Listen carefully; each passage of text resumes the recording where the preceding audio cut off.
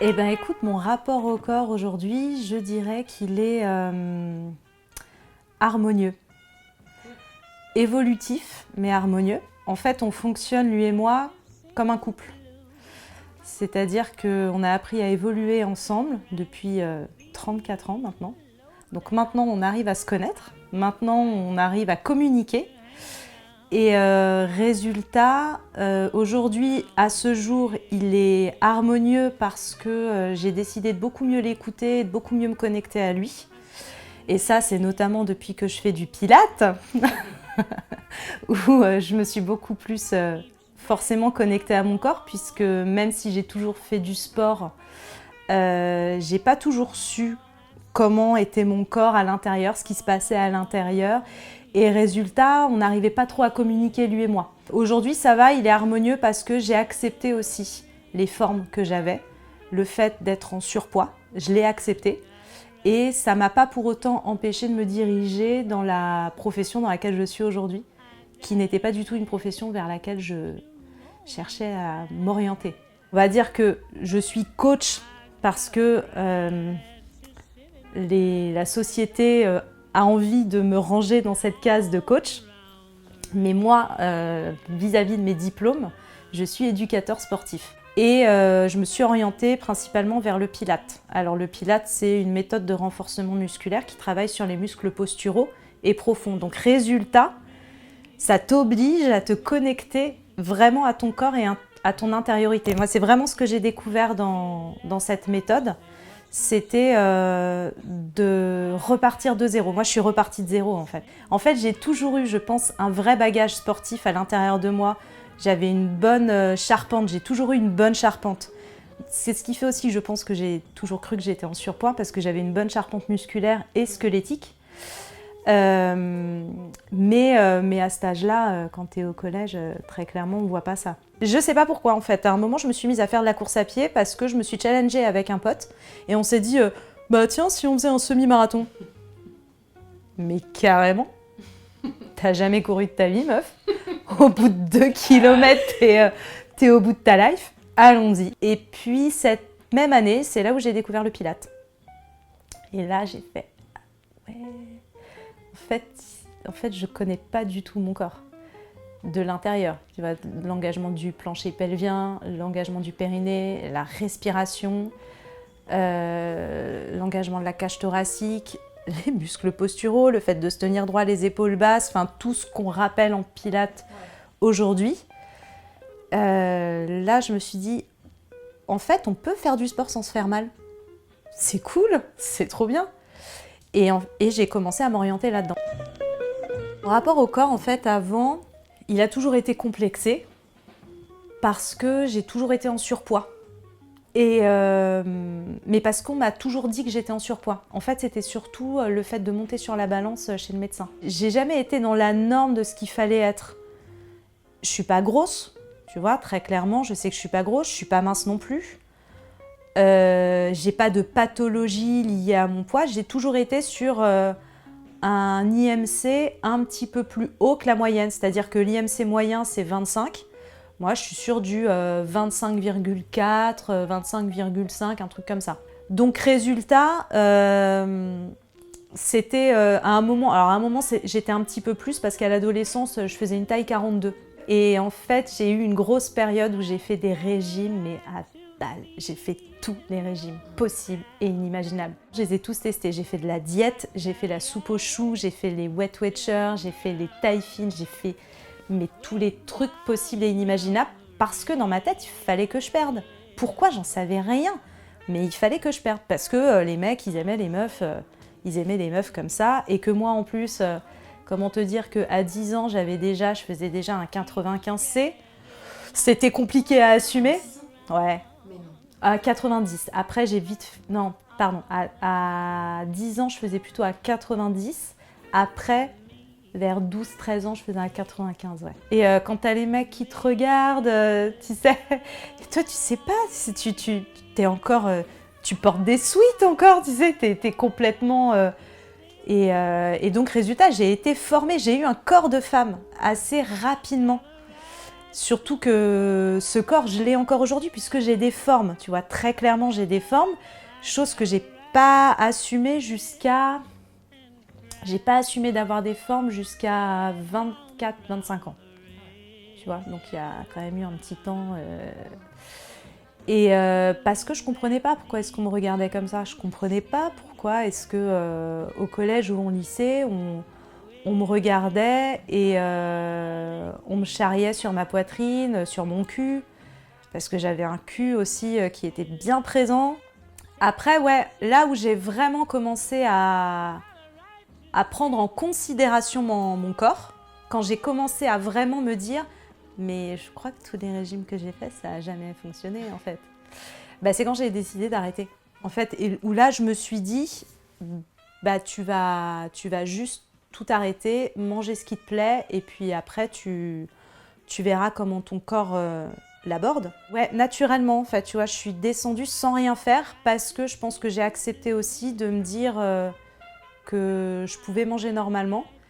Et j'ai appris aussi ce que c'était que manger bien, enfin, tu vois, de façon pas healthy, mais de façon équilibrée.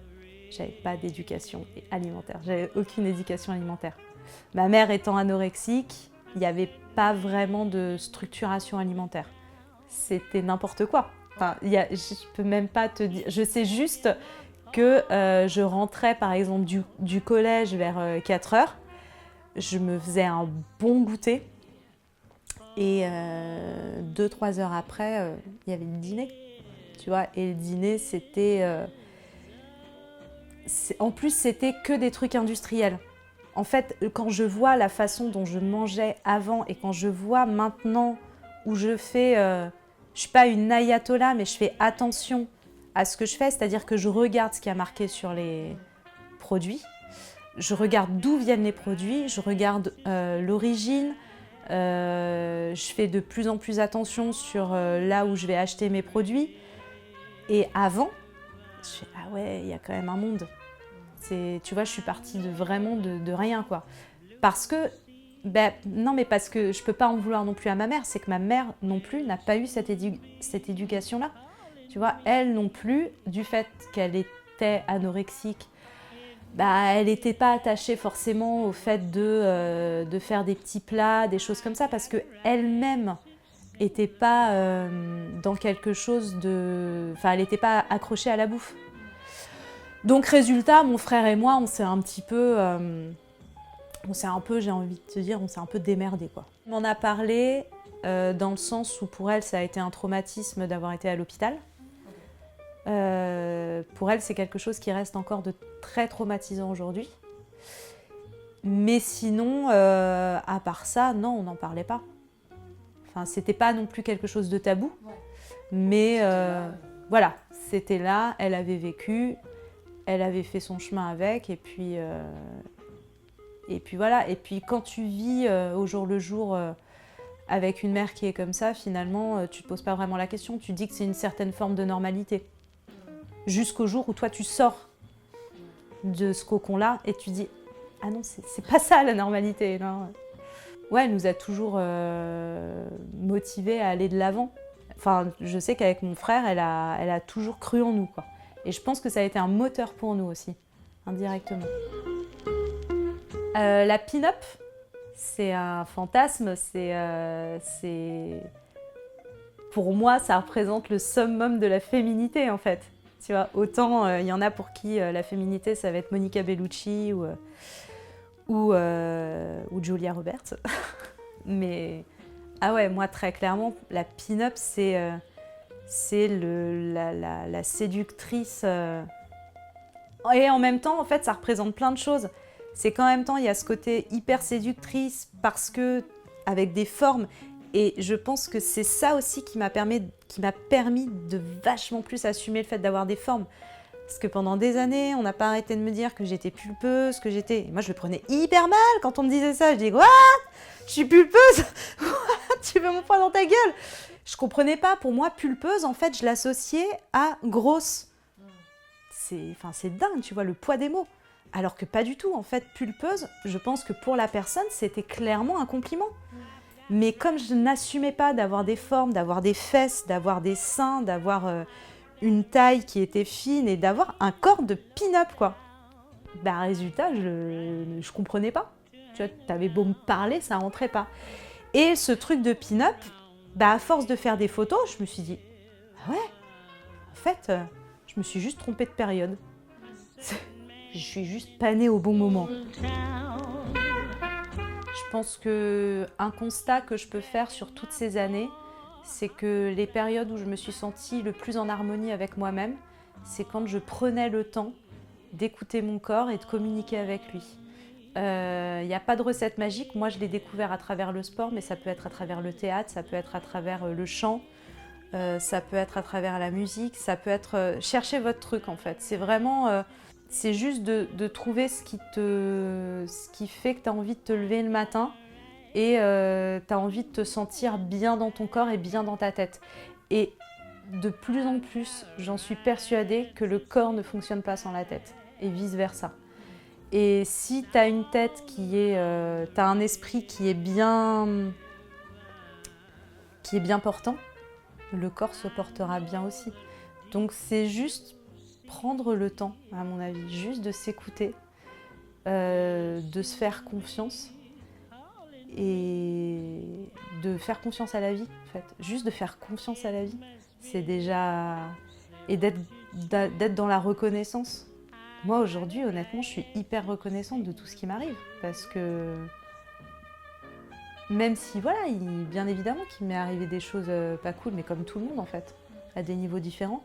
Mais je recommencerai tout exactement pareil.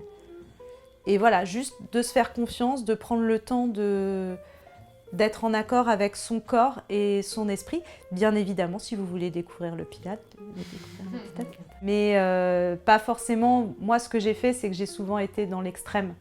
Pour apprendre à connaître mon corps, je me suis souvent fait violence à différents niveaux. Je dis pas qu'il faut forcément faire ça. C'est pas ce que je conseillerais forcément aux gens. Mais par contre, ce que je conseillerais, c'est surtout de prendre le temps de s'écouter, de se poser. On ne prend pas assez le temps aujourd'hui de se poser, on court toujours à droite à gauche et on ne prend plus le temps de prendre du recul sur ce qui se passe en nous. Alors qu'en nous, tu as tout un monde qui se passe, tu as un écosystème quand même qui vit en nous. Voilà, de se poser et puis de se dire pause, je souffle, je respire, ça va bien se passer. Ouais.